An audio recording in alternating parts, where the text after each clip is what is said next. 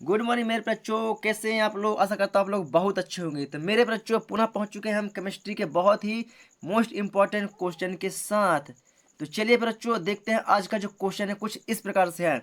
बच्चों ये आज का हमारा क्वेश्चन है, न्यूमेरिकल क्वेश्चन है, तो आप लोग जरा भी स्किप ना करें, अन्यथा आप लोग को बिल्कुल भी समझ में नहीं आएगा। तो चलिए बच्चों हम देखते हैं आज का न्यूमेरिकल क्वेश्चन। तो बच्चों आज का जो न्यूमेरिकल क्वेश्चन है कुछ इस प्रकार है कि 5 एम्पियर की विद्युत धारा silver nitrate AgNO3 silver nitrate का ये फॉर्मूला है बच्चों। ये क्या है? सिल्वर नाइट्रेट का फॉर्मूला के विलियन में 30 मिनट तक क्या कहते हैं प्रवाहित करते हैं। तो इसमें मुक्त हुई चांदी का भार क्या बच्चों? इसे मुक्त हुई चांदी का भार 10.07 kg। तो इसका विद्युत रासायनिक तुल्यांक निकालिए। यदि हाइड्रोजन का तुल्यांक भार 0.00001036 हो तो सिल्वर का तुल्यांकी भार ज्ञात कीजिए। फिर बच्चों हमें यहाँ पर सिल्वर नाइट्रेट का भी मान निकालना है और सिल्वर का तुल्यांकी भार भी हमें निकालना है। तो जिस प्रकार हमें यहाँ पर दो चीज़ों का मान निकालना है, उसी प्रकार हमें यहाँ पर दो फार्मूलों की जरूरत पड़ेगी। तो चलिए फिर बच्चों हम चलते हैं, इससे पहले इसका मान निकाल के रख लेते हैं। तो पहले क्या लिखा बच्चों? एम्पियर। एम्पियर को किससे शो करता है बच्चों? आई से। किसे बच्चों? आई से। तो आई बराबर कितने है बच्चों? 5 है। क्या है? 5 एम्पियर। कितना बच्चों? 5 एम्पियर। और क्या दिया बच्चा है? 5 एम्पियर विद्युत धारा सिल्वर नाइट्रेट विलियन में 30 मिनट तक। 30 मिनट मतलब कि टाइम कितना दिया है बच्चों? 30 मिनट। कितना दिया है? 30 मिनट। तो बच्चों 1 मिनट में कितना सेकंड होता है? तो 30 मिनट में कितना होता है बच्चों? 60 सेकंड। तो 30 गुणा क्या कर देंगे? 60 सेकेंड। कहते हैं बच्चों 30 गुणा 60 सेकेंड। तो फिर बच्चों जब 30 का हम 60 से मल्टीप्लाई कर देंगे तो कितना हो जाएगा फिर बच्चों? 1800 सेकेंड। कितना? 1800 सेकेंड। तो ऐसा कहते हैं फिर बच्चों आप लोग समझ गए होंगे मैंने क्या चीज़ बताया है अभी। तो अगर आप लोग को बच्चों समझ में आ गया तो प्लीज़ वीडियो को लाइक करें। और क्या बच्चों क्वेश्चन क्या बोल रहा है? इसमें मुक्त हुए चांदी का भार क्या बच्चों? इसमें मुक्त हुए चांदी का भार कितना है बच्चों? 10.07। तो चांदी का भार किसे शो करेंगे बच्चों? भार को किसे शो करेंगे? डब्लू। तो डब्लू बराबर कितना है? 10.07 kg। क्या बच्चों? 0.7 kg। आशा करते हैं बच्चों आप लोग समझ गए होंगे। तो इसका विद्युत रासायनिक तुल्यांक निकालिए। क्या निकालना है बच्चों? विद्युत रासायनिक तुल्यांक। क्या निकालना है बच्चों? विद्युत रासायनिक इसका तुल्यांक ज्ञात करना है। तो इस विद्युत रासायनिक तुल्यांक किसे शो करते हैं? जेड से। तो इसको हमें क्या करना है? इसे हमें ज्ञात करना है। तो चलिए बच्चों इसे हम ज्ञात करते हैं। तो इसके लिए बच्चों हमें क्या करना पड़ेगा? फैराडे का। क्या बच्चों? इसमें हम क्या करेंगे? फैराडे का प्रथम नियम लगाएंगे। किसका बच्चों? फैराडे का प्रथम नियम उसके बाद द्वितीय नियम का भी उपयोग करेंगे। तो फैराडे का प्रथम नियम हम यूज करने वाले हैं। तो फैराडे का प्रथम नियम क्या है बच्चों? डब्ल्यू बराबर जेड आई टी। क्या बच्चों? Z I T. तो चलिए बच्चों मान रख देते हैं फटाफट। डब्ल्यू का मान क्या दिया है? 10.07। यहाँ पर हम रख देते हैं बच्चों 10.07 बराबर जेड। तो हमें ज्ञात करना है बच्चों। आई कितना दिया है बच्चों? तो यहाँ होगा जेड गुड़े आई का मान कितना दिया है बच्चों? 5 है। तो 5 टी के समय कितना है? 1800 सेकंड। कितना है बच्चों? 1800 सेकंड। फिर बच्चों अब क्या करेंगे? इन दोनों को या तो हम यहीं पास गुणा कर लें तो 18 पंच 90, 9000 यहीं पर हो जाएगा, या हम दोनों को एक साथ इस तरह पक्षांतर कर देंगे तो कहाँ जाएगा? ये इसके भाग में जाएगा। फिर बच्चों इसे हम डायरेक्टली इसके पक्षांतर कर देते हैं। तो 10.07 बटे 5 गुड़े 1800 बराबर यहाँ क्या बचा? जेड। क्या बचा बच्चों? यहाँ पर बचा जेड। और ये तो क्या कर देंगे बच्चों? जेड बराबर 10.07 बटे 5 गुड़े 1800। क्या बच्चों? 1800। आशा करता हूँ बच्चों आप लोग इस चीज़ को समझ पा रहे होंगे। तो जेड बराबर 10.07 बटे 18 पंचे बच्चों कितना होता है? 90। 18 पंचे 90। कितना बच्चों? 18 पंचे 90 और 2 शून्य पहले से हैं तो ये 2 शून्य और लग जाएंगे। तो कितना हो गया बच्चों? 9000। 1 2 3 4 इकाई दहाई सैकड़ा हजार। 9000 या 9000। कितना? 9000। चलिए बच्चों अब बच्चों 9000 का 10.07 में अपन भाग देंगे। करें 9000 का 10.07 में भाग देंगे तो इसका मान निकल के आता है बच्चों। इसका मान निकल के आएगा 0.00111889। ये निकल के आएगा पर बच्चों इसका मान। जब हम 10.07 का क्या करेंगे, भाग देंगे, तो क्या बच्चों इसका क्या निकल के आएगा, इसका निकल के आएगा मान। बच्चों तो ये हमारा निकल आया क्या, ये हमारा निकल आता है सिल्वर का तुल्यांकी भार। किसके बच्चों, चांदी का मुक्त हुआ तुल्यांकी भार। अभी तो हम क्या कर रहे हैं, सिल्वर नाइट्रेट का हमने क्या निकाला है, तुल्यांकी भार। अब क्या निकालेंगे, अब सिल्वर का अब सिल्वर का तुल्यांकी भार निकालेंगे। सॉरी बच्चों, क्या मुक्त हुए चांदी का भार निकाल, अभी तो मुक्त हुए चांदी, सॉरी बच्चों, अभी किसका निकाले, अभी मुक्त हुए चांदी का भार निकालें। किसका, मुक्त हुए चांदी का भार या सिल्वर का भार है, या सिल्वर का भार। अभी एक मुक्त हुए का है, किसके बच्चों, अभी ये मुक्त हुए सिल्वर का भार है ना। अब निकालेंगे तुल्यांकी भार। अभी तो मुक्त हुए सिल्वर का भार था, अब निकालेंगे तुल्यांकी भार।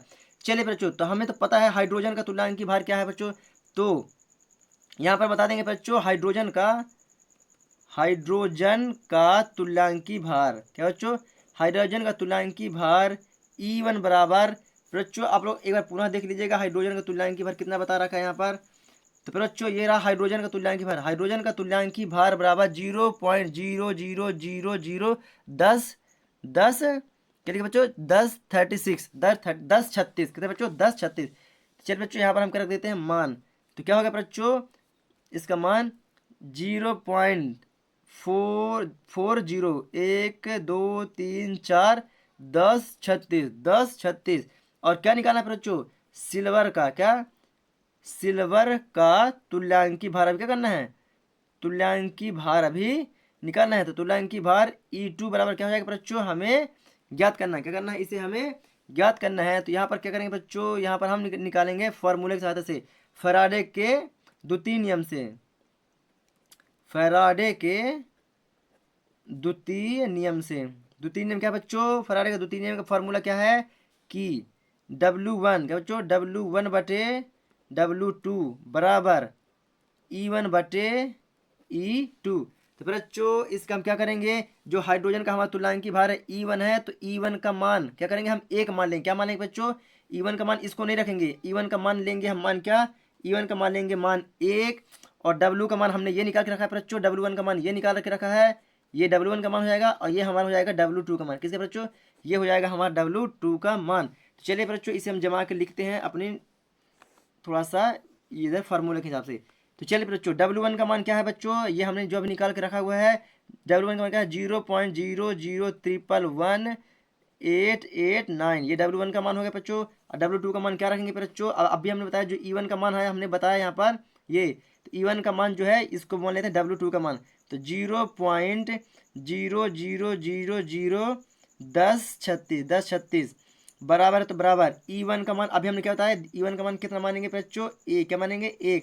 और E2 हमें क्या करना है, E2 हमें ज्ञात करना है, क्या करना है बच्चों, हमें E2 ज्ञात करना है। तो यहाँ पर क्या करेंगे बच्चों, तिर्यक गुणा करेंगे, तो यहाँ पर E2 लिखेंगे, है ना, ऐसा नहीं कि आप छोड़ देंगे, है ना। तो E2 हमें तो ज्ञात करना है, कहना है E2 ज्ञात करना है, तो इसका गुणा इसके साथ और इसका गुणा इसके साथ। चलिए बच्चों फटाफट कर देते हैं।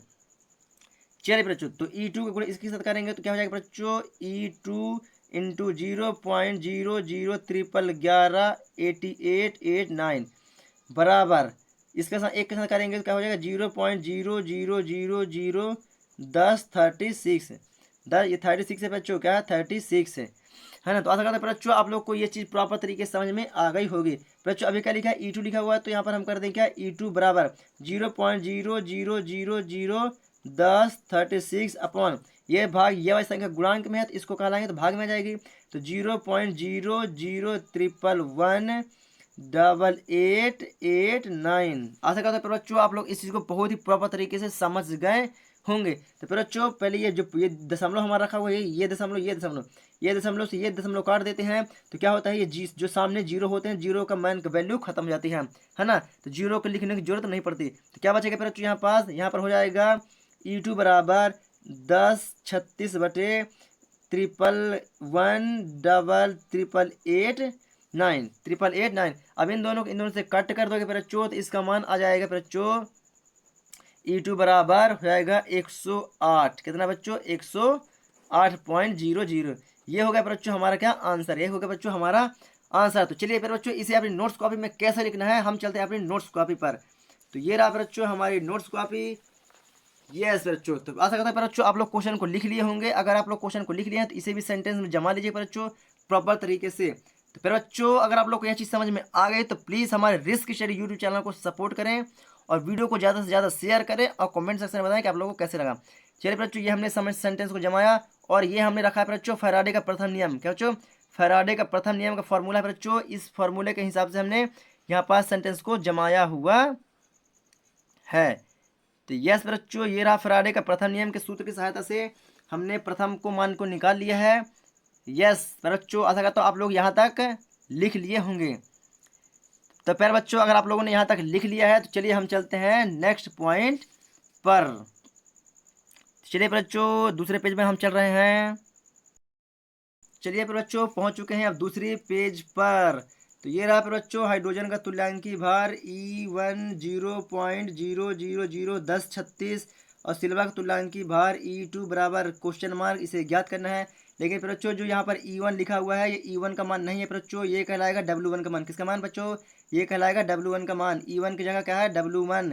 तो हम E1 का मान क्या मान लेंगे? 1। E1 का मान मानते हैं क्या? 1। और ये रहेगा W1 का मान, तो W1 का मान रखेंगे इसकी जगह पर और W2 का मान अभी जस्ट हमने पहले निकाला हुआ है ना। तो चलिए बच्चों हम सेंटेंस में मान रख देते हैं।